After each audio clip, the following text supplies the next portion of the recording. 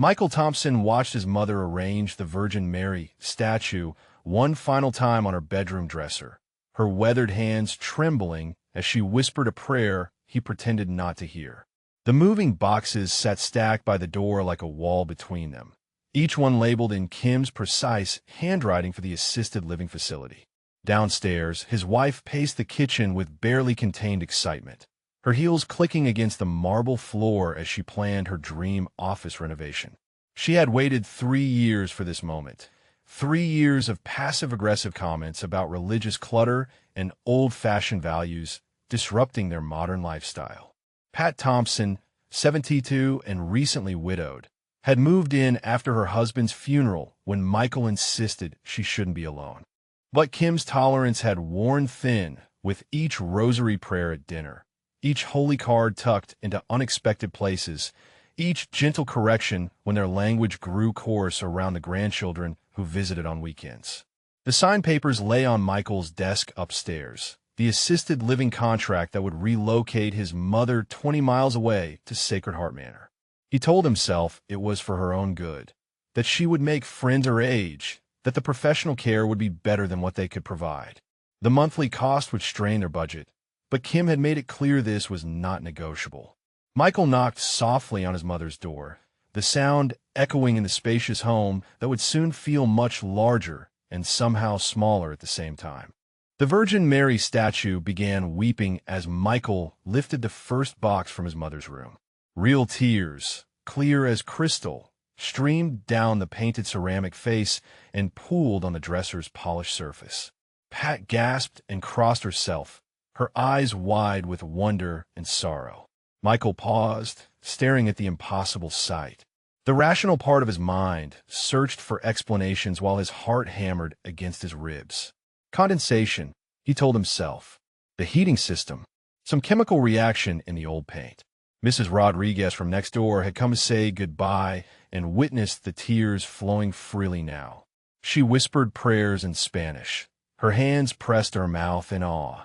The mailman stopped mid-delivery, drawn by the commotion, and stood transfixed as droplets continued falling like a divine lament. Kim appeared in the doorway, took one look at the gathering crowd, and rolled her eyes with theatrical disgust. That old superstitious nonsense, she declared loudly enough for everyone to hear. Just humidity from the bathroom. She grabbed a tissue and wiped the statue's face roughly, but fresh tears immediately replaced what she had removed. The neighbors exchanged meaningful glances. They had seen miraculous things before in their close-knit community, but this felt different. This felt like heaven itself was grieving for a family tearing itself apart. Michael wrapped the still weeping statue in bubble wrap, his hands shaking as he placed it carefully in the box marked fragile. The tears seeped through the plastic, dampening his fingers with what felt like liquid sorrow. Sacred Heart Manor smelled of disinfectant and resignation, a sharp contrast to the warm kitchen where Pat had spent countless mornings making breakfast for her family. Michael carried her boxes down the sterile hallway, while his mother walked slowly behind, her rosary beads clicking softly in the silence. The room was small but clean, with a single window overlooking the parking lot. Pat unpacked methodically, each item finding its place with quiet dignity. She saved the Virgin Mary statue for last, unwrapping it carefully despite the dampened bubble wrap. The tears had stopped during the drive, but dried salt tracks remained visible on the ceramic face like permanent scars. The facility director, Mrs. Patterson, noticed the unusual markings when she brought the welcome packet. She had worked at Sacred Heart for 15 years and recognized the signs immediately. Sometimes statues weep when families are broken, she explained gently to Michael. It happens more often than people realize. Michael shifted uncomfortably, eager to complete the paperwork and escape the weight of his mother's silence. Pat placed the statue on her nightstand where morning light would touch it first, then sat on the narrow bed and folded her hands in prayer. As Michael signed the final forms, he heard his mother's voice rise in whispered petition. She prayed not for herself or her circumstances, but for her son and daughter-in-law, asking Mary to soften their hearts and heal their family. The words followed Michael to his car, where he sat gripping the steering wheel and trying to forget the sound of divine tears falling in his childhood home. Kim transformed Pat's former bedroom into her dream office within a week, painting over the soft blue walls with bold charcoal gray and installing sleek modern furniture where religious pictures once hung. She celebrated each change on social media, posting photos of the minimalist space with captions about reclaiming their home and moving forward.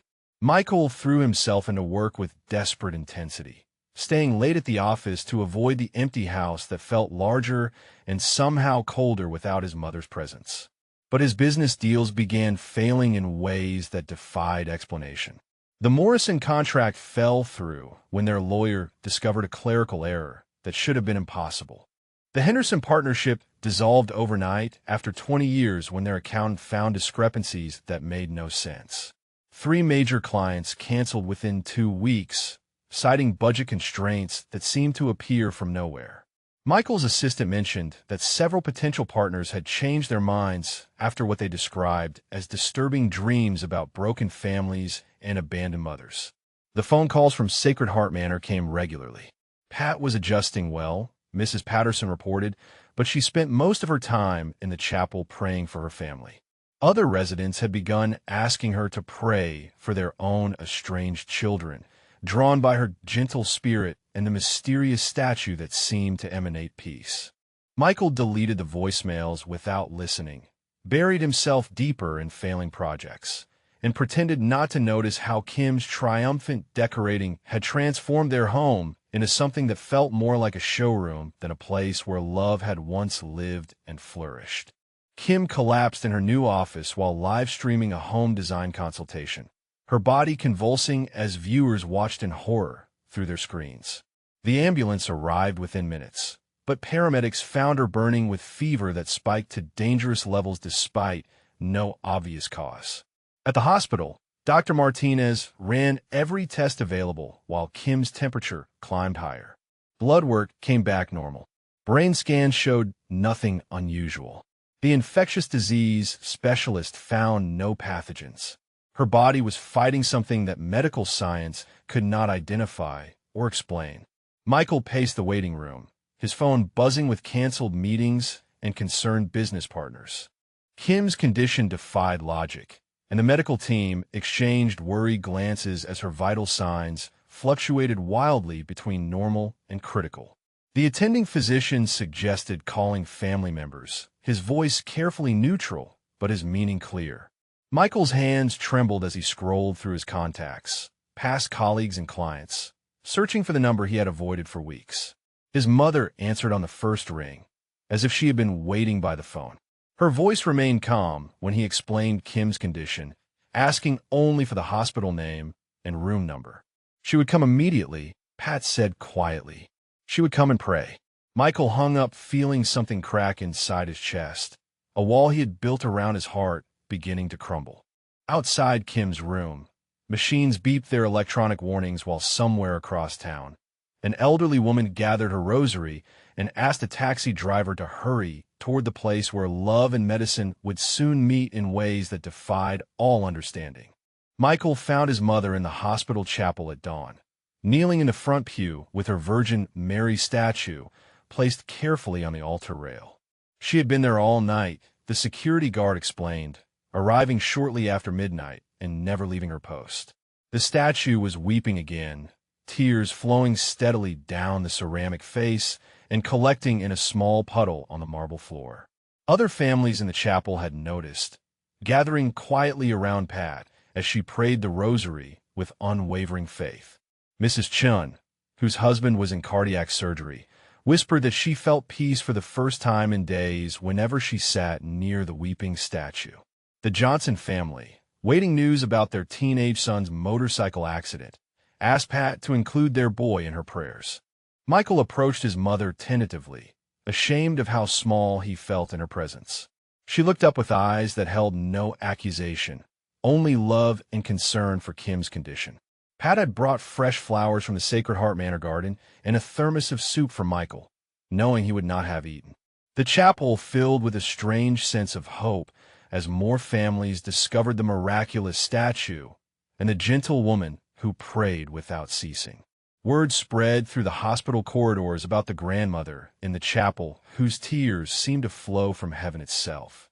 Dr. Martinez stopped by during his rounds, drawn by reports from his nursing staff. He stood quietly in the back, watching Pat minister to frightened families while her statue continued its mysterious weeping, and found himself remembering prayers he had abandoned years ago in medical school. Kim's fever spiked to 106 degrees as dawn broke over the hospital, triggering emergency protocols and sending medical staff into controlled crisis mode. The machines surrounding her bed screamed their warnings while doctors worked frantically to cool her body temperature and stabilize her declining vital signs. Michael stood helplessly outside the ICU, watching through glass walls as his wife fought an invisible enemy that medical science could not name or defeat. 36 hours of aggressive treatment had yielded no improvement, only new symptoms that baffled the entire medical team. Pat appeared beside him in the hallway, her face etched with exhaustion, but her eyes bright with unwavering hope. She had left the chapel only when nurses insisted, carrying her weeping statue wrapped carefully in a hospital blanket. Without preamble or reproach, his mother offered to come home and help care for Kim during her recovery.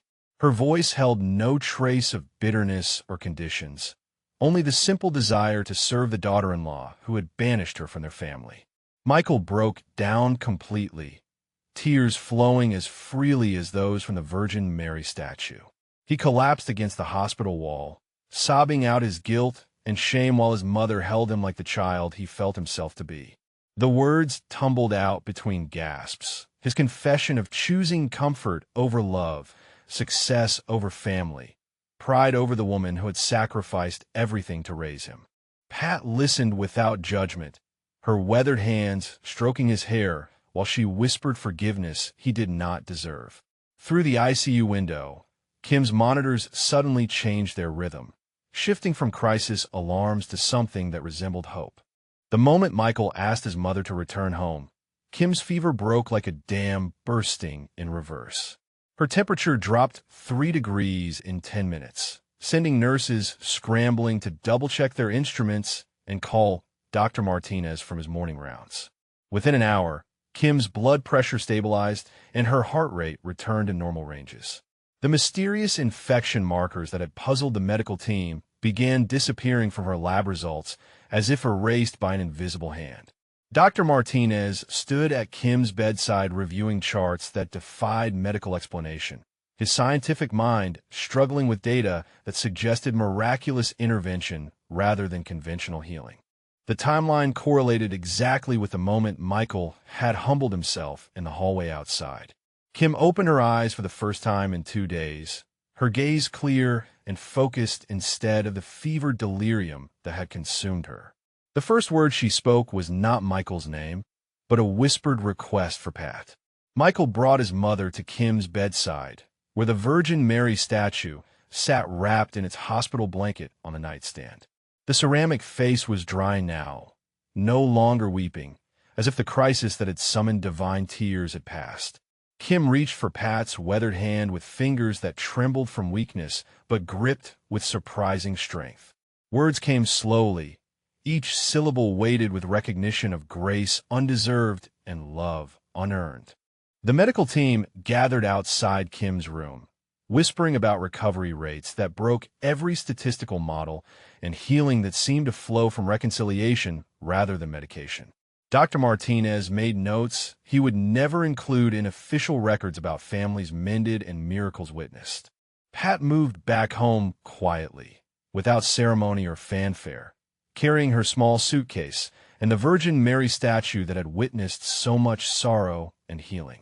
Kim's charcoal gray office walls seemed harsh and cold now, a monument to pride that felt foreign in their transformed household. During Kim's recovery, Pat cared for her daughter-in-law with the same sacrificial love she had shown Michael throughout his childhood.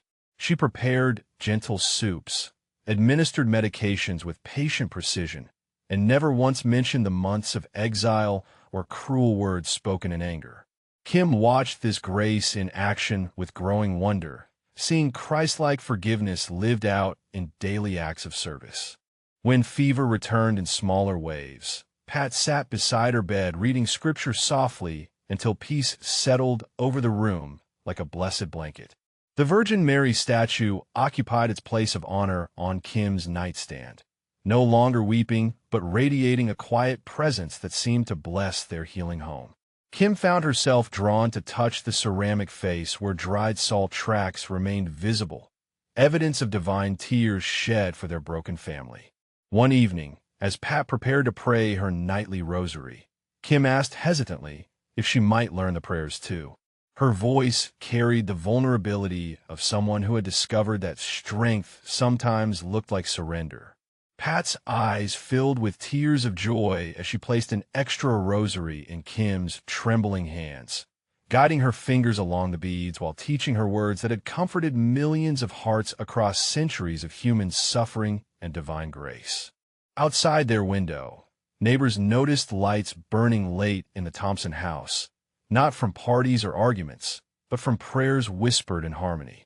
Michael stood before the congregation at St. Anthony's Parish during Sunday Mass, his voice breaking as he asked forgiveness from his mother and from God. The sanctuary fell silent except for the gentle weeping of parishioners who recognized the sacred moment unfolding before them. He confessed his pride, his weakness, his choice of comfort over love. Pat sat in the front pew with Kim beside her, both women holding rosaries while tears of healing flowed down their faces. The Virgin Mary statue rested on the altar, carried there by Father Martinez, who had heard their story and wanted the entire community to witness this restoration. Other families in the congregation began examining their own relationships, recognizing themselves in Michael's confession.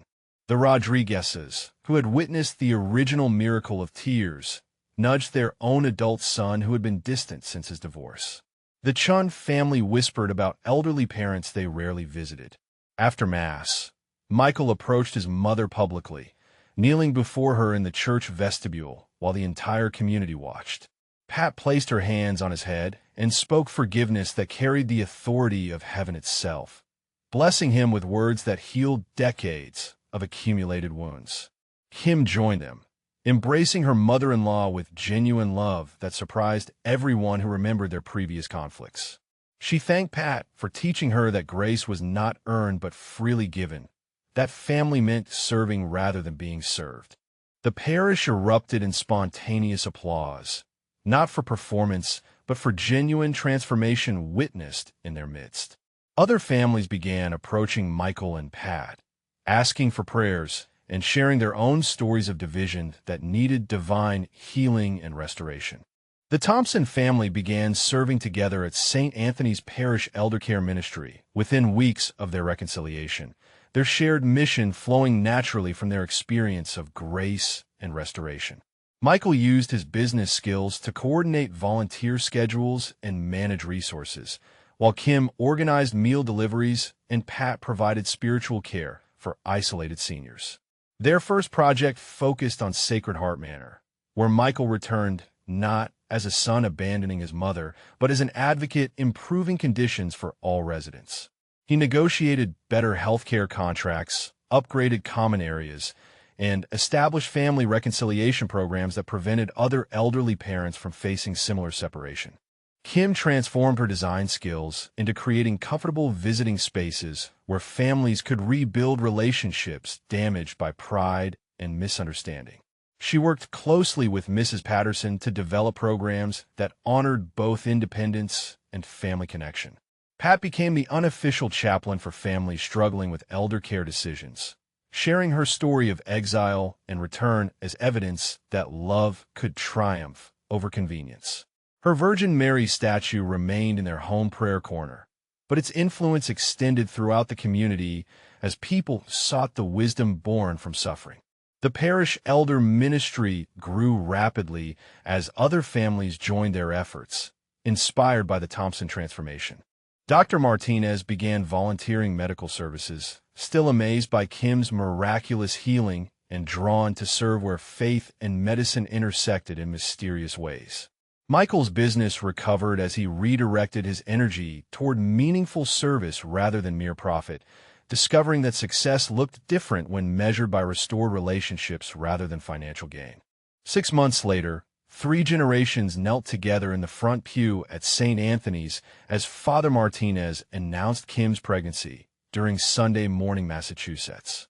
The congregation erupted in joyful applause, remembering the broken family that had stood before them seeking forgiveness and witnessing now their complete restoration. Pat's Virgin Mary statue occupied the place of honor in their home prayer corner, no longer weeping, but radiating peaceful presence over a household transformed by grace. Kim's pregnancy had come as a surprise blessing, arriving just as they had learned to serve others rather than themselves. The baby would grow up knowing stories of miraculous tears and divine healing, raised by parents who understood that families were held together not by convenience, but by sacrificial love.